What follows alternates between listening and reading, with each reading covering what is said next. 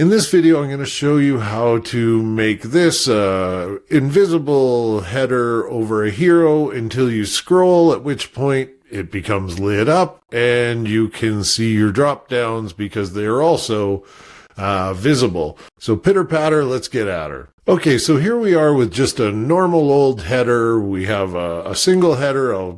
It's just a regular old header. And if we look here on the home page, we can see that it's just a regular header that is scrolling. Ignore the motion that's coming from BricsFX. However, the point is, this here is just a regular header. When I scroll, it stays at the top because it's a regular header. So what we're going to want to do first is we're going to want to go into our dashboard, go into our Brics templates, and we're going to want to duplicate this header.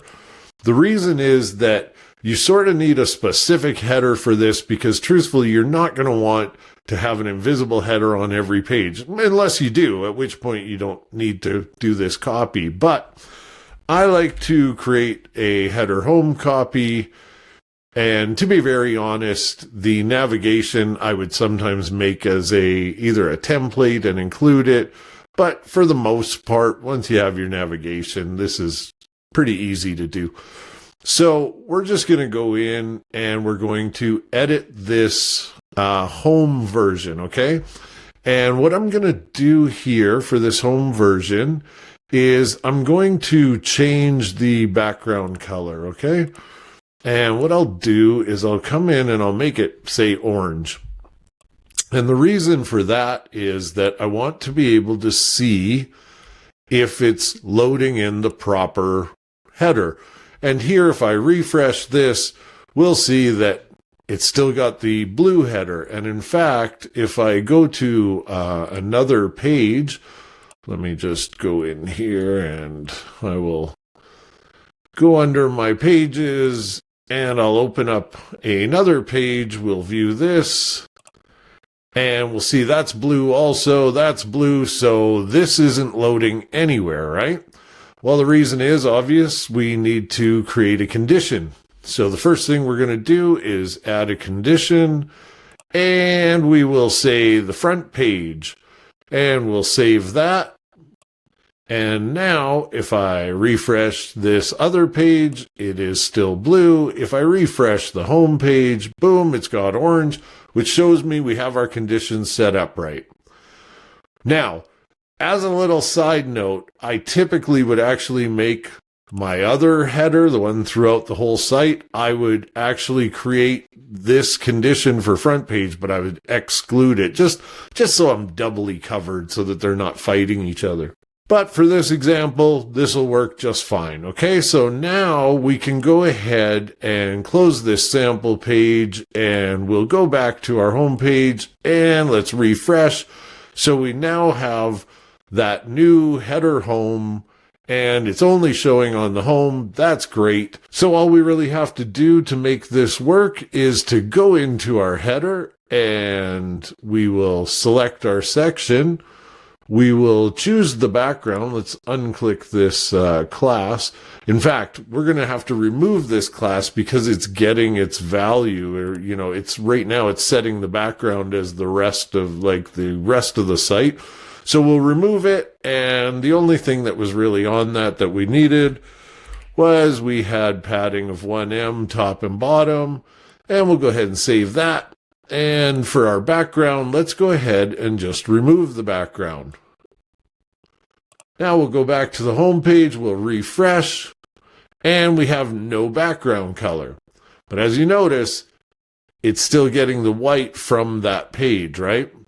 So that's really easy to deal with because it will be dealt with automatically for us. When I go into the template settings, go to my header and choose sticky header. And we click that. And now if I refresh, we'll see that the background is gone because it knows that it's a sticky header. If I scroll, it's staying there, still no background, okay? Which is kind of fine, except for it's not really helpful. So what we can do is we can set our scrolling background color. So when it's scrolling, we want a background color. Now you can choose your color palette here and find your light, which is this one here. Personally, I use Brix Boost, so I just come down and I see it's my light. So now I have that light color. And if I go back to the page and I refresh, it's now invisible, but as soon as I scroll, it becomes white. Now, there's two issues here. The first is this kind of melds into the rest of the page, which is easy enough to fix. All we're going to do is give it a scrolling background color. We'll give it a blur of 5 and a spread of 5. And for the color, we don't want to pick a solid color because it'll be too harsh. So what you want to do is take a transparent color. You know, if you don't have your colors set up properly, you know, let's say you're just getting going and whatnot. So what you can do is you can actually go to your color picker here, pick whatever kind of color you want and adjust your darkness here so that it gives it kind of a nice thing. Because if I chose a solid color here, let's go ahead and just choose solid dark. We'll save that. When I refresh this home page, watch what happens. It's really too dark and it just doesn't look right. So again, all you really want to do is come in and on your box shadow, make sure you pick a transparent, you know, T2 or T3 is a good starting point. And if I refresh this, now it's kind of more subtle, but it, you know, removes it from the rest of the page. So there you go. You basically have what you're looking for, except for now it's always visible. Well, that's easy enough to handle. All you want to do is tell it to slide up after so many pixels. Now, this pixel or this section here, if I look and I use something like Hoverify, I will inspect this and I'll just check. It's about 104 pixels high, okay? So let me come in here and I could tell it to, okay, slide up after, say, 104 pixels. Or whatever you want.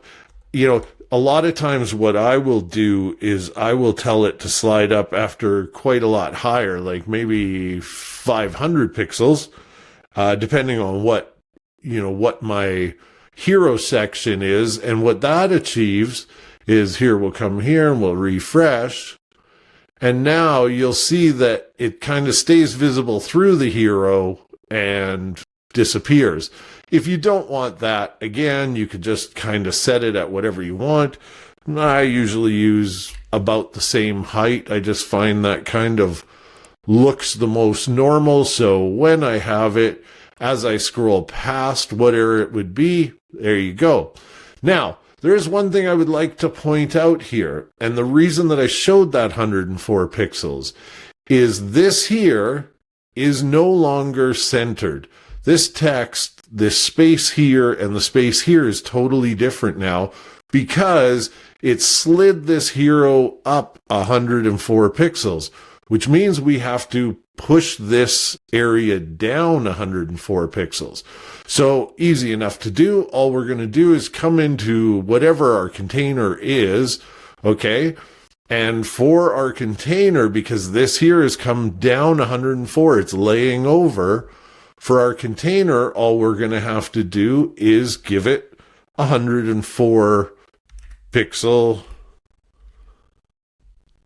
shove down. And it may not look totally right in your builder all the time, but watch when I come here and I refresh, you'll see this is now centered. There's one thing I forgot to mention. As you see, this text looks great. It's nice and dark here, but when it's up here, well, it's too dark to read, right? That's really easy to deal with.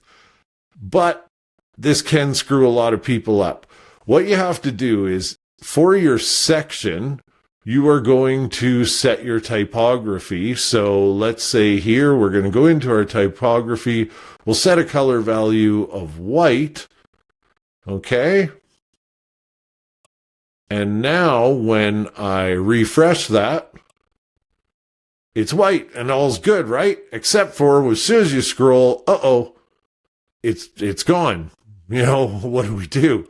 Well, they have a setting for this also. You're going to go into your header, go to your template settings. Under your header, they have a scrolling text color. They also have the hover if you want to have a hover effect. But for this part here, all we really have to do is set a dark color on our scrolling text color. Now, here in the builder, it's going to look wrong because you don't have anything behind it. But watch what happens. I'm going to save that. I refresh this, and as you can see, it's white on load. And when I scroll, it's still dark and able to be seen. So that is how you get invisible with light, dark color. There you go. All right. So a little kind of all over the place, but it's one of these things that if you don't do it very often, which most of us don't, it can be a little tricky on the first time, but there you go. That should give you a good overview. Again, you can change, typically I don't like using white on this. So when I'm doing a drop down, I'll change my scrolling background color to something that is totally different from the page. I don't use a box shadow. And when I do that, I'm able to have this look where it doesn't, it just stands out from the rest of the page. It's still a company color, but it gives you that separation without the drop shadow. Okay, so there you go. Simple lesson today. Hopefully this helps somebody, and I'll see you in the next one. Like, subscribe, do all that nonsense. You know how it goes. All right, guys, have a good one.